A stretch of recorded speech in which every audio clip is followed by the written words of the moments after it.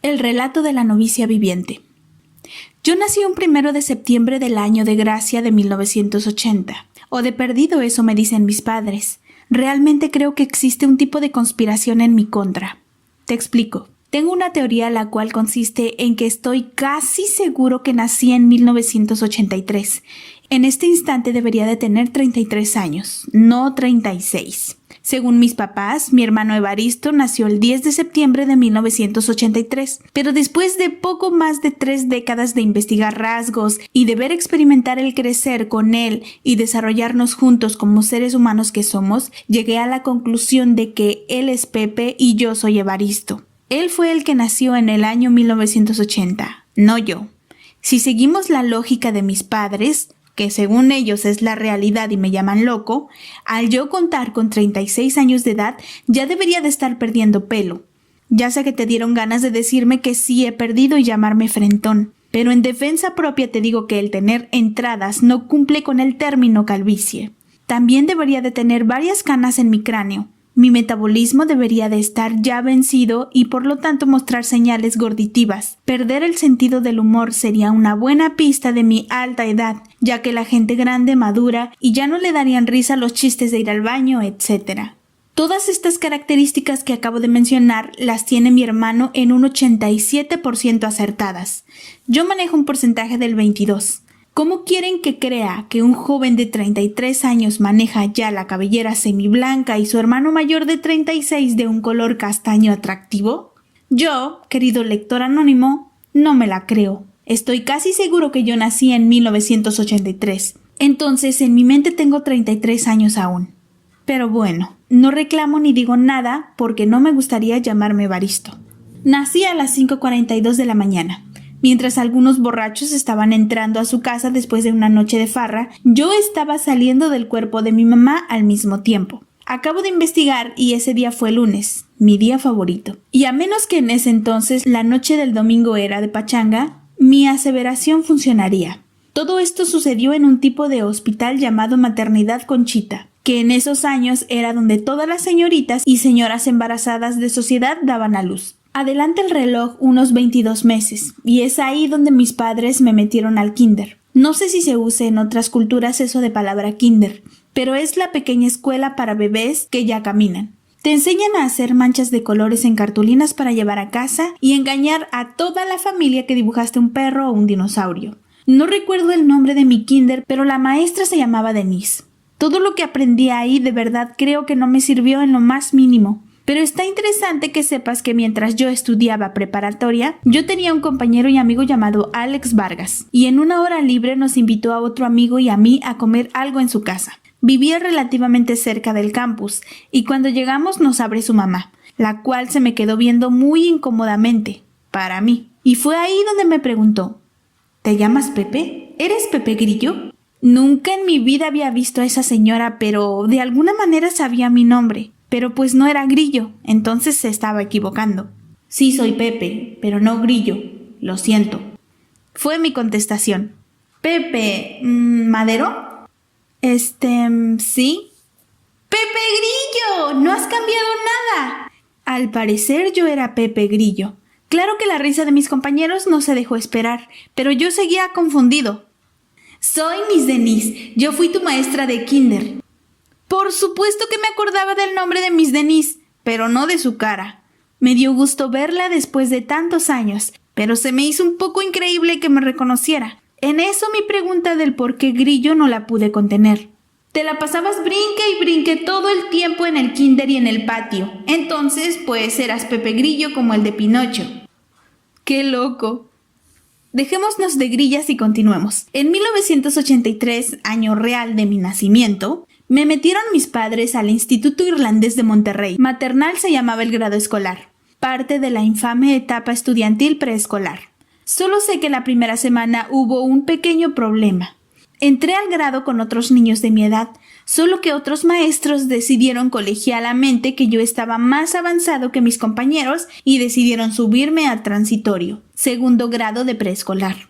No sé en qué basaron su decisión. No es como que vimos que su hijo tiene una facilidad innata en álgebra y en trigonometría. Los idiomas se le dan natural. Era maternal.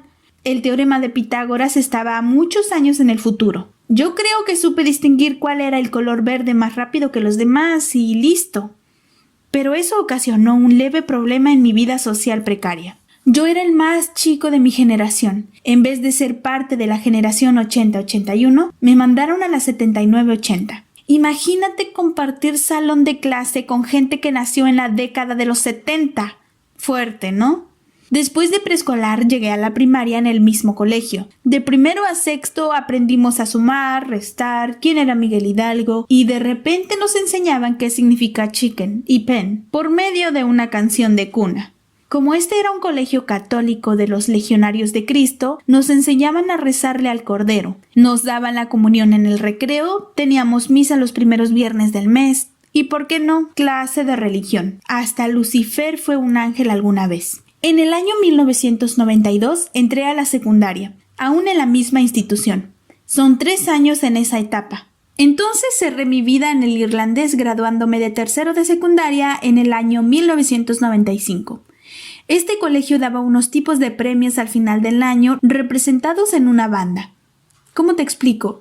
Imagina las bandas que usan los participantes de Miss Universo donde dicen el país que son. Bueno, así las bandas, pero de diferentes colores. Verde, que representaba la excelencia académica. El liderazgo con los compañeros tanto en lo social como en lo deportivo y demás se premiaba con una banda amarilla. Y el blanco, que era como un tipo de consolación, representaba el esfuerzo, la única que me gané yo en toda mi carrera estudiantil en el irlandés, del año 83 al 95. Fue en el maternal. Sí, en mi primer año de preescolar, teniendo 3 años de mi vida. La blanca. Esfuerzo. Hazme el fabrón, cabor. Esfuerzo. Hasta la fecha no lo puedo creer. ¿En qué o de qué manera se podría esforzar un niño de 3 años? ¿Cómo lo miden? Pues fíjate que no es tan listo como pensábamos. No tiene amigos, no le pega duro al balón, pero pues ahí la lleva el chavillo, le echa ganas. Dale la blanca. Ya para preparatoria mi padre decidió no seguir con los legionarios. No quiero ni imaginarme por qué. Y me metió a la Prepa Tech Campus Eugenio Garza Sada, junto con el 95% de mis compañeros de generación. Nadie se quedaba en el irlandés en ese entonces. Creo que hoy en día todos se quedan, cada quien sus cubas. Se acababa de agregar un año más de estudio a la preparatoria. Entonces me tocaron 3 años en vez de 2. Esa tercia se divide exactamente por la mitad. 3 semestres en el campus Garza Sada y los otros 3 en el campus Santa Catarina, el cual lo abrieron en ese lapso. Me fugué para allá porque todos mis compañeros se fueron, y como todo un borrego, yo seguía la manada con todo y que el primer campus quedaba más cerca de mi casa. Posteriormente entré a carrera, o como se le conoce en los bajos mundos, la facultad. Me decidí por la carrera de licenciatura en Derecho en el TEC, mejor conocido como el ITESM o el Tecnológico de Monterrey. Dicen que es la mejor universidad de Latinoamérica. No sé qué tan cierto sea, pero a mí me conviene decir que sí. Entonces sí, pasé los siguientes 5 años de mi vida en esta institución, luchando día tras día por convertirme en el abogado exitoso que jamás lo fui ni lo seré. Mi papá pagando no sé cuántos miles de pesos por semestre para que su hijo decidiera irse de cantante. Sí, qué frustrante. Mi última clase en el salón y el último examen que tomé en la vida fue en junio del 2003, mes en el que acabó mi vida académica. En el paso se me cruzó por la mente hacer una maestría. Primero de Derecho Fiscal en la EJAP, Escuela de Graduados no sé qué, también del TEC. Después quería una maestría en Administración o como le dice la gente estudiada, un MBA en el EJADE, otra institución del TEC. En años más recientes se me antojó hacer una maestría en Producción Musical y Negocios de la Música en la ciudad de Boston, pero eso significaba dejar mi banda y pagar muchos dólares porque barata no es. Entonces tiré esa idea por la borda donde se han ido muchas más. Y muy buenas, pero no son tema por ahora. En el futuro no tengo idea si haré algún posgrado, pero mientras escribo esto, sigo igual de inútil que en el 2003. Ejercí la carrera de abogado poco tiempo, pero yo estaba hablando de mi vida académica, y eso ya sería mi vida profesional, mi vida académica en la cual hay una etapa de ella en que el tema central es este escrito. Bueno, no la etapa en sí, pero solo una noche que viví dentro de la mencionada etapa. Esa etapa fue el año escolar 1993-1994. Estaba yo en segundo de secundaria y ese grado lo cursé en el extranjero, en un pequeño pueblo granjero al norte de los Estados Unidos. Para ser exactos, Wisconsin, en la famosa escuela de Oakland Academy. Dejé este detalle fuera en los párrafos de la secundaria para darle más emoción y dramatismo al asunto. Espero y haya funcionado. Como te dije, era segundo de secundaria, solo que allá le decían octavo, o en inglés porque si no te castigaban. Octavo porque si la primera terminaba en sexto, seguiría primero de secundaria, que sería séptimo, y posteriormente segundo, representado por el número 8. En Oakland el último grado que ofrecían era octavo, entonces yo era de la generación más grande, aunque el más chiquito de los más grandes. Me gustaba ser de los más grandes porque imponíamos respeto y admiración entre los pubertos debajo de mí. Ese colegio, como te imaginas, era también de los legionarios de Cristo. Era de puros varones, pero a mí ni me importaba porque aún no empezaba mi vida entre las féminas. Todo lo que yo conocía en mi vida pre-Wisconsin era convivir con puro tornillo.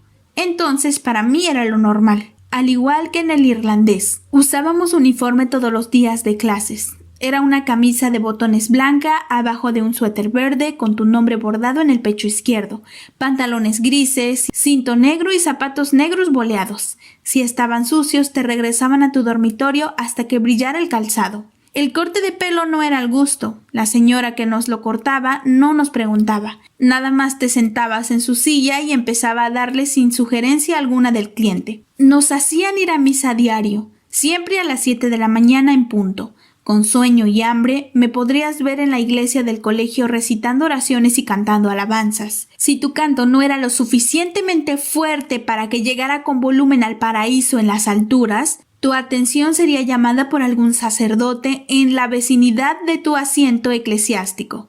Lo peor del asunto, y creo que esto ya lo había escrito en el Pensándolo Bien, es que justo a un ladito de la iglesia se encontraba la cocina. Todas las horas de plegaria se permeaban de olor a tocino frito. Sí, yo también ponía la cara que estás haciendo. Era una real tortura medieval. No había deseo más fuerte en ese instante que el que se acabara el ritual en tu templo para irnos a sentar al comedor y atascarnos la cara de huevos revueltos, tocino y demás cosas hermosas. Posteriormente a todas las actividades del día, las cuales incluían clases normales, recreo, más clases, hora de comida, entrenamiento deportivo por la tarde, yo estuve en el equipo de fútbol y en primavera decidí meterme a béisbol, pero Mike, el entrenador del equipo de fútbol, que en paz descanse, pidió que me sacaran del representativo del rey de los deportes para que regresara al equipo de fútbol porque se venía el McDonald's Tour en la capital del estado de Wisconsin. Después del entrenamiento tocaba ducharse. Eran duchas abiertas, así que como en las películas de cárceles, ahí es donde conoces todo tipo de aparatos reproductivos masculinos preadolescentes. Solamente de vista, no creas que cara a cara, ni profundizado. Luego tocaba Study Hall, en donde hacíamos la tarea o estudiábamos para algún examen, para después cenar y posteriormente cambiarte a pijamas y recibir una plática reflexiva y formativa por el consagrado responsable de la sección. Y al final, por fin dormir. Ese era un día común y corriente en el Oakland Academy. Bueno, se me olvidó agregar que cada persona tenía un tipo de responsabilidad o tarea dentro de la sección. Unos sacaban la basura, otros limpiaban los cuartos, otros cerraban ventanas y apagaban luces de toda la academia. Éramos los más grandes, entonces por eso esa responsabilidad en especial salía de alguien de nosotros porque a los pibes les daba miedo.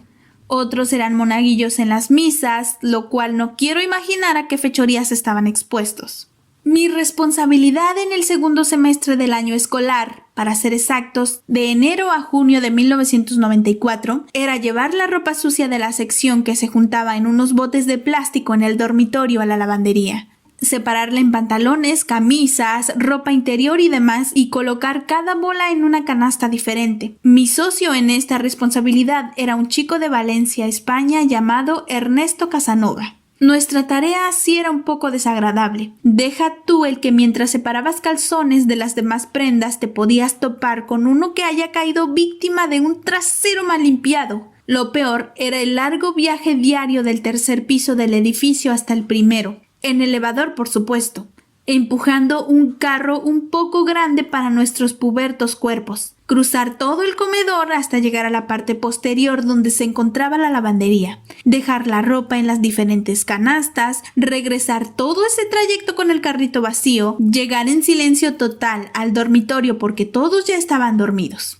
Esta tarea la llevábamos a cabo después de acabar la plática nocturna, cuando ya todos se dirigían a sus respectivas camas. Entonces se podría decir que Ernesto y yo dormíamos menos que todos nuestros compañeros. Antes de entrar a lo que realmente nos ocupa, quiero contarte que ahí en la academia, la gente grande, llámese los responsables, los sacerdotes y los maestros, se entretenían a costa de nuestra inocencia, y era proa asustar a nosotros los pequeños. Contaban historias de terror que según ellos eran reales. Todo lo hacían maquiavélicamente para lograr un resultado, el cual siempre conseguían. Te pondré un ejemplo para que más o menos entiendas a dónde me estoy dirigiendo.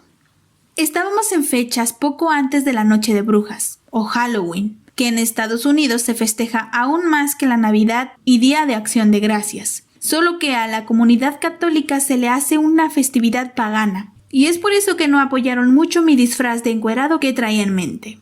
Al sacerdote que fungía como director del colegio se le ocurrió juntarnos a todos en el auditorio para darnos una plática de no me acuerdo qué estupidez y aprovechó para darnos un sermón acerca del poco interés del alumnado en el sacramento de la penitencia, o sea, la confesión. Se juntaba muy poco Chrome en los confesionarios durante las misas y eso empezó a preocupar al sacerdote local. Yo nunca estuve de acuerdo en platicarle a un viejo igual de humano que yo sobre mis maldades privadas. ¿Por qué le contaría a un señor que no conozco cuántas veces me masturbé en el mes? Y aparte, si le echas mentiras porque te dio pena decirle que le diste 4 veces el mismo día, entonces es doble pecado porque estás rompiendo el 6º mandamiento al mismo tiempo que estás buscando que te perdonen los ya cometidos. Si mataste a alguien y no te agarraron, ¿por qué arriesgaría a que me atrapen contándoselo a un señor que nunca sabe si va a peinar o no? Son mis pecados, me costó trabajo conseguirlos, yo me los quedo. El padre nos contó de su preocupación de la poca popularidad de la confesión en las últimas semanas, y fue ahí cuando empezó a contarnos una historia. Ahí te va. Hace muchísimos años había un sacerdote que era muy querido en la comunidad legionaria de Cristo. Digámosle el padre Steve. Él supuestamente era el director de un seminario localizado en Cheshire, al cual fuimos la semana de 1994 a dar un recital de la banda del colegio de la cual yo era parte. Tocaba el trombón, aunque ustedes no lo crean, y era venerado por los hermanos que vivían en el seminario. Lo que nadie sabía era que el padre Steve lidiaba una doble vida. De día rezaba y bendecía cosas, pero por la noche salía de juerga. Le hacía el sexo a mujeres, le hacía las drogas y hasta se decía que él las comercializaba como hobby. Me imagino que también hacía cosas mucho más oscuras como pedofilia o algo así, porque si no, no hace mucho sentido la historia. Entonces hagamos un pedófilo también del padre Steve. Llegó una noche de brujas en el cual colgó el hábito y murió. Tristeza total en Cheshire por la pérdida de este gran sacerdote y ser humano. Tanto lo iban a extrañar que decidieron erguirle un monumento a su memoria. Y ahí es donde nace la leyenda de Tuca. No sé por qué le dicen así, pero ese era como se le conocía al fantasma o al espectro del padre Steve. La leyenda cuenta que todas las noches de Halloween su estatua cobra vida, convirtiéndose en su extinta musa, o sea, el sacerdote este. Pero una pierna se quedaba de concreto. Era así como se le escuchaba en los pasillos del seminario al caminar. Sonaba un paso común y corriente y el que seguía era un golpe fuerte. Paso normal, paso fuerte. Paso normal, paso fuerte. Si no captaste, un pie con zapato y el otro un pedazo de concreto. En esa noche, Tuca mataba a todo aquel que se encontrara que estuviera en pecado mortal. ¿Cómo se borra el pecado mortal? Por medio de la confesión. Esa era la gran historia. Pero para cerrar con broche de oro, el padre nos contó también que muchos años después de la muerte del padre Steve, su estatua fue movida de Cheshire a Oakland, la cual estaba guardada en una bodega dentro de nuestro edificio, entre otras antigüedades de importancia. Todo esto fue contado el 30 de octubre por la noche. Al día siguiente, el día de Halloween, en la misa se podía ver una fila interminable de muchachos pecadores que buscaban ser perdonados por medio de la confesión. Así consiguió el director del colegio su cometido, asustando niños de 10 a 14 años. No te sé decir con seguridad si yo fui uno de los confesadores. Recuerdo haber visto la fila desde mi lugar en la iglesia, mas no recuerdo si me metí en ella o no. Manejemos que no lo hice para mantener mi imagen de hombre que no le importa. Ya después de la historia de Tuca, empezó a sufrir metamorfosis. Me contaba gente que fue al colegio en años posteriores que Tuca habitaba dentro de un árbol que se encontraba en los jardines del colegio. Para eso me imaginé que Tuca dejó de ser un fantasma. Tomó vida, tomó un cuerpo físico, ya que su cuerpo original lógicamente ya estaba un poco putrefacto por los años enterrados en algún panteón. Un caso real de teléfono descompuesto de ultratumba. Aparte, ¿a quién se le ocurre vivir dentro de un árbol? Un poco incómodo habiendo tantos espacios en un edificio donde se albergaba un poco más de 200 niños. Esa historia es solo un ejemplo de cómo se manipulaba la fe dentro de ese lugar. Acabando el año escolar, antes de regresarnos a casa, nos trataron de lavar el cerebro a todos diciéndonos que deberíamos de escuchar el llamado del Señor, que sin duda fuimos escogidos por Él para que nuestros padres nos manden a ese colegio y consecuentemente unirnos a la Legión. Nos decían que si no encontrábamos nuestra vocación íbamos a caer en las manos de Belcebú, que Dios se iba a enojar con nosotros porque estábamos desobedeciendo su plan divino. Me enteré desgraciadamente que algunos sí cayeron en las garras sacerdotales. Mira, te voy a contar algo de mi hermano Evaristo, pero no le digas porque se va a enojar. Lo va a negar como siempre lo ha negado. Él también fue alumno de Oakland 2 años después que yo. En 1995, al final del año, le comentó a mi padre que él se quería quedar, que había escuchado el llamado y que iba a convertirse en cura. Mi papá soltó la carcajada, se subió a un avión con destino a Madison, Wisconsin, manejó hacia Edgerton y se lo trajo de las orejas. Siempre que cuento esto, mi hermano se enfada un poco y lo niega diciendo que estoy confundido y que yo era el que quería unirme al equipo de la Iglesia Católica. ¿Te imaginas a mí diciendo, se pueden ir en paz, la Santa Misa ha terminado? Por si te quedaste con la duda, mi hermano no se hizo cura. Ya está casado, tiene un hijo llamado Jackson y produce videos. No bendiciones.